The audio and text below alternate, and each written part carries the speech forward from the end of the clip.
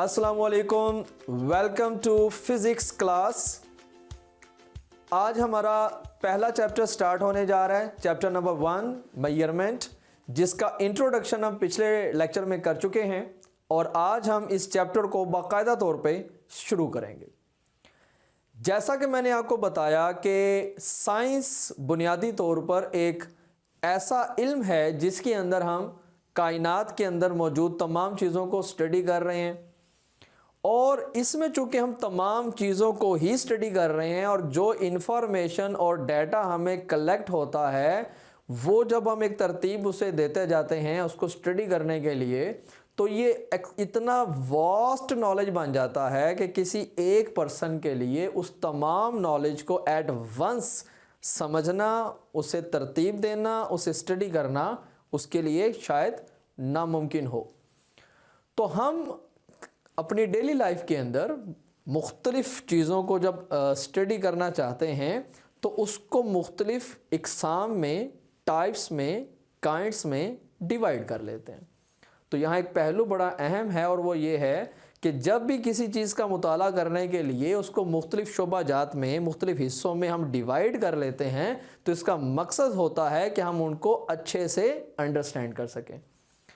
तो चूँकि साइंस के अंदर बहुत सारी चीज़ें हैं तो इब्तदाई तौर पे तमाम चीज़ों में से इस बुनियाद पे कि इनमें जानदार चीज़ें कौन सी हैं और बेजान चीज़ें कौन सी हैं, तो इस बुनियाद पर साइंस को दो हिस्सों में डिवाइड किया गया।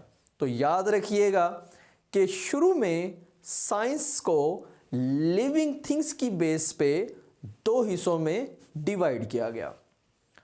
अब इनमें एक वो हिस्सा है जिसके अंदर हम सिर्फ उन ऑब्जेक्ट्स को स्टडी करते हैं जो जानदार हैं, जो लिविंग थिंग्स हैं, और दूसरे हिस्से के अंदर हम उन चीज़ों को स्टडी करते हैं जो बेजान हैं, जो नॉन लिविंग थिंग्स हैं।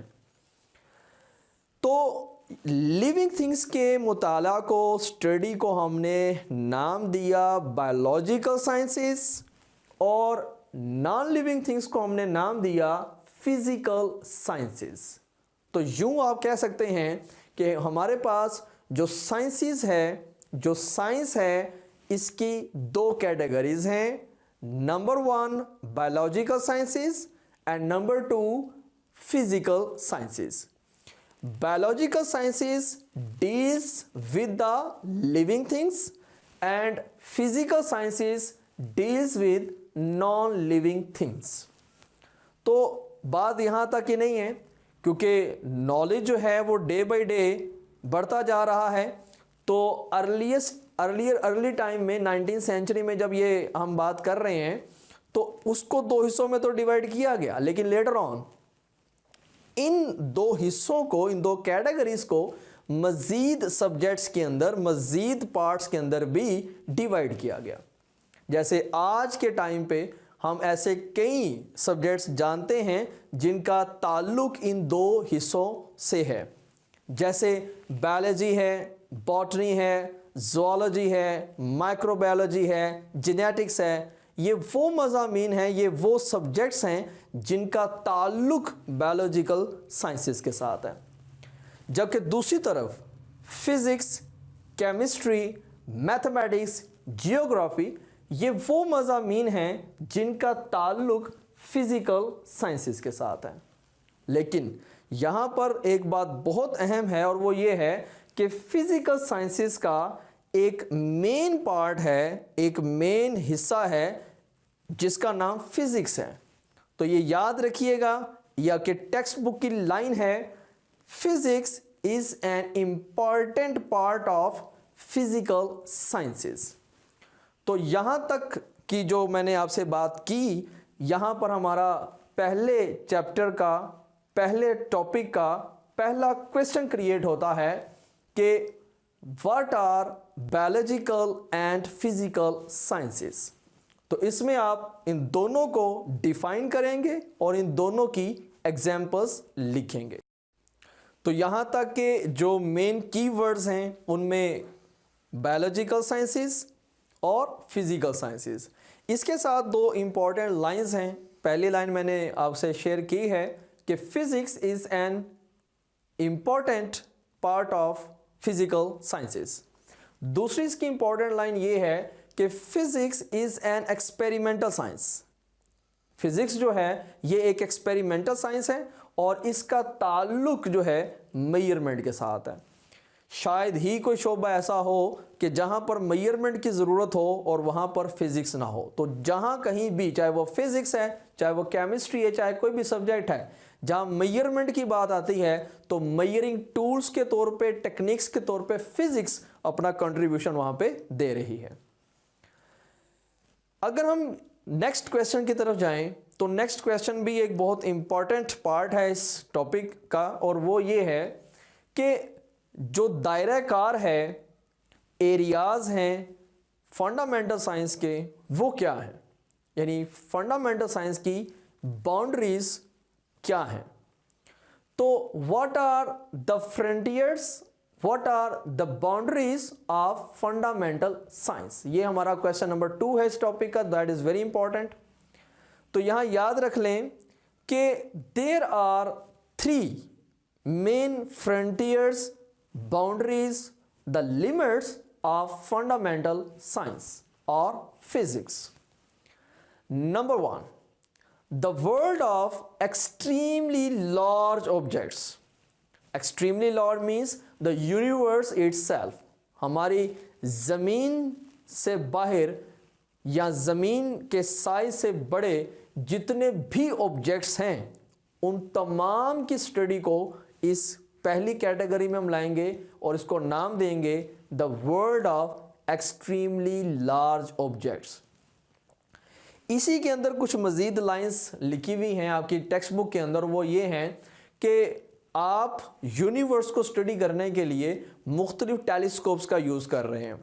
जैसे पहले आप टेलीस्कोप यूज़ कर रहे थे रेडियो टेलीस्कोप, और रेडियो टेलीस्कोप एक लंबे अरसे तक आपको यूनिवर्स के बारे में इंफॉर्मेशन देती रही है, और थ्रू इलेक्ट्रोमैग्नेटिक वेव्स आपको वो इंफॉर्मेशन मिलती रही है। और आपको ये मालूम होना चाहिए है कि आइंस्टाइन ने अपने टाइम पे एक कॉन्सेप्ट दिया था, एक थ्योरी दी थी, एक आइडिया दिया था अबाउट ग्रेविटेशनल वेव्स। और वो जो ग्रेविटेशनल वेव्स हैं ये 2016 में डिस्कवर की गई लाइगो लेबोरेटरी के साथ, इसके एक्सपेरिमेंट के थ्रू। और जो डिस्कवरी हुई ग्रेविटेशनल वेव्स की, तो इससे एक नया कॉन्सेप्ट सामने आया और एक नया आइडिया सामने आया। और ये कहा जा रहा है कि जैसे आइंस्टाइन की थ्योरी ऑफ रिलेटिविटी ने सिचुएशन बदल दी और एक नई डायरेक्शन दे दी, स्टडी करने की सोच को एक नई डायरेक्शन दी और नई नई चीज़ें हमारे सामने आई। इसी तरह ग्रेविटेशनल वेव्स के डिस्कवर हो जाने का दूसरा मतलब यह है कि हमारे पास एक नया टूल आ गया है यूनिवर्स को स्टडी करने का। मतलब इससे पहले आप इलेक्ट्रोमैग्नेटिक वेव्स के जरिए से यूनिवर्स को स्टडी कर रहे थे, और अब आपके पास gravitational waves as a tool use होंगी इसी यूनिवर्स को स्टडी करने के लिए। बिग बैंग का कॉन्सेप्ट आपको मालूम होना चाहिए कि 20 billion years ago approximately, that is written in your text book, और कई जगहों पर 13.5, कहीं पे 14 बिलियन ईयर्स अगो लिखा हुआ है। तो बहरहाल आपने टेक्स्ट बुक को फोकस करना है। तो 20 बिलियन ईयर्स अगो जो बिग बैंग हुआ, उसकी जो फायर लाइट थी उसको भी आप रिसेंटली जब आपने डिटेक्ट किया, तो ये सारा मामला फिजिक्स के अंदर आएगा। और फिजिक्स के अंदर आप एक्सट्रीमली लार्ज ऑब्जेक्ट्स को स्टडी करते हैं। दूसरी कैटेगरी है the world of extremely small objects. अब हम world of extremely small objects में अगर देखें तो इसमें एक एटम और उससे नीचे इलेक्ट्रॉन, प्रोटॉन, न्यूट्रॉन, मीजॉन, ऐसे बेतहाशा पार्टिकल्स हैं जिनको हम स्टडी करते हैं।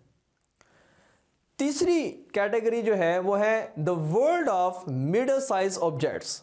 अब अगर हम world of middle size objects की बात करें तो एक मॉलिक्यूल के साइज से लेकर जमीन के साइज तक जितने भी ऑब्जेक्ट्स हैं वो हम इस कैटेगरी में रखते हैं, जिसे हम वर्ल्ड ऑफ कॉम्प्लेक्स मैटर भी कहते हैं। तो लिहाजा इस क्वेश्चन के अंदर हमने ये जाना कि there are 3 frontiers of fundamental science. Number 1, the world of extremely large objects. Number 2, the world of extremely small objects. And number 3, the world of mid size और कॉम्प्लेक्स मैटर। नाउ अब हम next question की तरफ आते हैं। हमारा next question है what is physics. अब हम फिजिक्स को डिफाइन करेंगे। फिजिक्स की डेफिनेशन मुख्तलिफ अदवार में मुख्तलिफ तरह से की जाती रही है। जैसे फिजिक्स जो है ये ग्रीक लेटर फिजिसिस से निकला है, जिसका लफ्जी मतलब नेचर है, और इसका मतलब ये हुआ कि it is a study of nature. तो पहली डेफिनेशन आप ये कह सकते हैं कि इसकी थी द स्टडी ऑफ नेचर, और इसी तरह इसको इस तरह से भी डिफाइन किया जाता है कि it is the art of measurement. और इसके अलावा भी बहुत सी डेफिनेशंस आपको मुख्तलिफ किताबों के अंदर मिलती है, लेकिन जो इसकी जो लेटेस्ट डेफिनेशन है वो बेस करती है आइंस्टाइन की एनर्जी मास इक्वेशन से। आइंस्टाइन की एनर्जी मास इक्वेशन है E = mc²। According to this equation हम ये कहते हैं कि physics is a branch of science in which you study about the matter, the energy and their mutual relationship. Matter क्या है, एनर्जी क्या है, और इनका आपस में क्या इंटरेक्शन है, क्या ताल्लुक है, इस तमाम पोर्शन को हम जिस चीज के अंदर स्टडी करते हैं दैट इज कॉल्ड फिजिक्स। तो this is the most recent most latest definition of physics. चलें अब इसके बाद हम तीसरे क्वेश्चन की तरफ आते हैं। हमारा तीसरा क्वेश्चन इस टॉपिक का बनता है ब्रांचेस ऑफ फिजिक्स। अब आपको जैसे मैंने शुरू में बोला कि साइंस को मुख्तलिफ हिस्सों में जब हम डिवाइड कर रहे हैं तो उसी तरह से हर एक सब्जेक्ट भी बहुत वास्ट है। अब फिजिक्स का इल्म जो है मौजूदा वक्त के अंदर इतना वास्ट है कि ये पॉसिबल नहीं है, ये मुमकिन नहीं है किसी एक फ़र्द के लिए कि वो तमाम इल्म सीख सके जितना अब तक मालूम हो चुका है। तो फिज़िक्स को मुख्तलिफ हिस्सों में डिवाइड किया जाता है, इसके मुख्तलिफ शोबाजात हैं। तो मैं अभी आपके सामने उन तमाम को 1 बाय 1 डिस्कस करूँगा। हमारी टेक्स्ट बुक के अंदर 4 डेफिनेशंस दी हैं, 4 ब्रांचेस डिस्कस की गई हैं टेक्स्ट बुक के अंदर, और बाकी ब्रांचेस के जस्ट नेम्स लिखे हैं। तो अभी इस लेक्चर के अंदर मैं जस्ट जो टेक्स्ट बुक के अंदर 4 ब्रांचेस डिस्कस की गई हैं उनको डिफाइन करूंगा, उनके बारे में बात करूंगा, और लेटर ऑन आपको उसके बारे में डिस्प्ले पे आपको बता दिया जाएगा कि कौन कौन सी अदर ब्रांचेस मौजूद हैं। तो सबसे पहली ब्रांच जिसका नाम है न्यूक्लियर फिजिक्स। तो न्यूक्लियर फिजिक्स का ताल्लुक एटम के न्यूक्लियस के साथ है। अब न्यूक्लियस को स्टडी करना, उसकी स्ट्रक्चर को स्टडी करना, न्यूक्लियस को तोड़कर हम एनर्जी हासिल कर सकते हैं, न्यूक्लियर फिशन रिएक्शन। न्यूक्लियाइज को मर्ज करके भी हम एनर्जी हासिल कर सकते हैं, न्यूक्लियर फ्यूजन रिएक्शंस। तो इन तमाम चीज़ों का ताल्लुक इसी फील्ड के साथ है। जैसे आज के टाइम पे बहुत से लोग न्यूक्लियर फिजिक्स का जब नाम सुनते हैं तो उनके जहन में ये आता है शायद इसका ताल्लुक एक ऐसी फील्ड के साथ है जिसमें एटम बम है, जिसमें तबाही है। जब तो न्यूक्लियर फिजिक्स में जस्ट ऐसा नहीं है, बल्कि इसके साथ साथ इसका ताल्लुक ऐसी न्यूक्लियर पावर प्लांट्स के साथ है जिससे हम इससे मुख्तलिफ तरह की एनर्जीज हासिल कर सकते हैं, इलेक्ट्रिसिटी जनरेट कर सकते हैं और पीसफुल पर्पस में इसको ला सकते हैं। दूसरी ब्रांच हमारे पास जो है उसका नाम है particle physics. Particle physics physics की वो ब्रांच है जिसके अंदर हम ऐसे पार्टिकल्स को स्टडी करते हैं जो मिलकर मैटर बनाते हैं, दैट कंपोज द मैटर। अब ये पार्टिकल्स बेतहाशा पार्टिकल्स हैं, जिसके जो मेन आपको नाम जिनका पता है उनमें इलेक्ट्रॉन है, प्रोटॉन है, न्यूट्रॉन है, लेकिन इसके अलावा भी सब एटॉमिक पार्टिकल्स हैं जिनसे मिलकर ये मैटर कंपोज्ड है। इन पार्टिकल्स की प्रॉपर्टीज, स्ट्रक्चर्स और इनकी डिटेल्स को हम एक स्पेसिफिक ब्रांच ऑफ फिजिक्स में पढ़ते हैं जिसका नाम पार्टिकल फिजिक्स है। तीसरी ब्रांच जिसको हम डिस्कस करेंगे इसका नाम है relativistic mechanics. Relativistic mechanics branch है फिजिक्स की जिसके अंदर हम ऐसे ऑब्जेक्ट्स को स्टडी करते हैं जिनकी बहुत ज्यादा हाई स्पीड हो, comparable to the speed of light.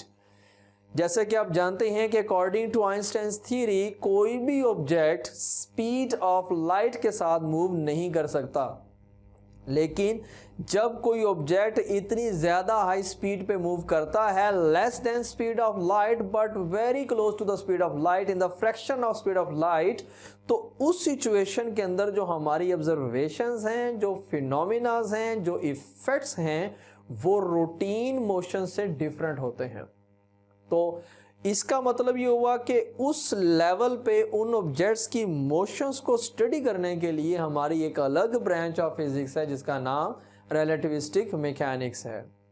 जैसे आपको मालूम है कि अगर आप किसी एक मूविंग कार को रोड पे जो मूव कर रही है, रोड साइड खड़े होकर उसको देखते हैं, तो आपको उसकी जो स्पीड है, उसकी ऑब्जर्वेशन है, मेजरमेंट्स हैं, वो डिफरेंट मिलती हैं, आप उसी को नॉर्मली जानते हैं। लेकिन अगर आप उसी कार की मोशन को थ्रू सैटेलाइट ऑब्जर्व कर रहे हैं तो जरा एक अंडरस्टैंडिंग लें कि ज़मीन भी इन दी स्टेट ऑफ मोशन है, सैटेलाइट भी स्टेट ऑफ मोशन में है और कार भी स्टेट ऑफ मोशन में है। अब इस तरह से यहाँ पर मामला आ जाता है रिलेटिविटी का, और रिलेटिविटी के अकॉर्डिंग उसके अंदर एक ऑब्जेक्ट की मोशन को जब हम दूसरे ऑब्जेक्ट के लिहाज से स्टडी करते हैं तो वो भी इसी सब्जेक्ट का हिस्सा बन जाती है। लिहाजा रिलेटिविस्टिक मैकेनिक्स के अंदर दोनों तरह की सिचुएशंस हमारे सामने आती हैं और इसको हम इसी में कलमबंद करेंगे। नेक्स्ट ब्रांच हमारे पास है solid state physics. Solid state physics में हम उन तमाम ऑब्जेक्ट्स को स्टडी करते हैं जो सॉलिड फॉर्म में है। जैसा कि इसका नाम ही क्लियर कर रहा है कि मैटर 3 बेसिक शेप्स के अंदर हमें मिलता है डे टू डे लाइफ में, एक सॉलिड है, एक लिक्विड है और एक गैस है। तो मैटर को उसकी सॉलिड फॉर्म में स्टडी करना सॉलिड स्टेट फिजिक्स है। तो चलिए इन ब्रांचेस के बारे में मज़ीद डिटेल्स जो हैं वो हमारी किताब में आएंगी, लेकिन ये सेकेंड ईयर के सिलेबस में होगा। जैसे न्यूक्लियर फिजिक्स चैप्टर नंबर 21 है जो सेकेंड ईयर का आखिरी चैप्टर है, और इसी तरह से जो सॉलिड स्टेट फिजिक्स है ये भी सेकेंड ईयर में आप जाके पढ़ेंगे, और ये चैप्टर नंबर 17 होगा वहाँ पे। तो इसकी शेप्स, प्रॉपर्टीज़, उसके अंदर मैकेनिकल प्रॉपर्टीज़, इलेक्ट्रिकल प्रॉपर्टीज़, उसकी इलास्टिकल प्रॉपर्टीज़, मैग्नेटिक प्रॉपर्टीज़ को हम स्टडी करेंगे वहाँ पे। बहरहाल तो ये ब्रांचेस थी। इसके बाद एक लास्ट पार्ट इस टॉपिक का रह जाता है और वो है importance of physics in daily life. तो साइंस एंड टेक्नोलॉजी का हमारी रोज़मर्रा की ज़िंदगी में एक अच्छा खासा कंट्रीब्यूशन है, अच्छा खासा इंटरेक्शन है। तो अगर आप इसको रीड आउट करेंगे तो आपको आइडिया होगा कि हमारी डेली लाइफ के अंदर बहुत सारे शोबों के अंदर इस चीज़ को हम डील करते हैं। तो बहरहाल अभी हम यहाँ पर ही अपने टॉपिक को क्लोज़ करते हैं। तो आज का जो पहला टॉपिक है इसके अंदर जो मेन आपके आर्टिकल्स, मेन जो क्वेश्चंस हैं मैं उसको समराइज़ कर देता हूँ। Chapter number 1 measurements, article 1.1 Introduction to Physics. Question number 1. What are physical and biological sciences? Question number 2. What are the main frontiers of fundamental science? Question number 3. What is physics? Question number 4. What is nuclear physics? Question number 5. What is particle physics? Question number 6. What is relativistic mechanics? Question number 7. What is solid state physics? Question number 8. What is the importance of physics? Question number 9. What is the role of science and technology? What is the role of physics in science and technology? तो ये 7, 8, 9 questions हैं जिनको आपने इस topic में understand किया और इसी को आपने आंसर करना है और इसी को आपने प्रिपेयर करना है for your examination point of view. Take care, अल्लाह हाफिज़, थैंक यू वेरी मच।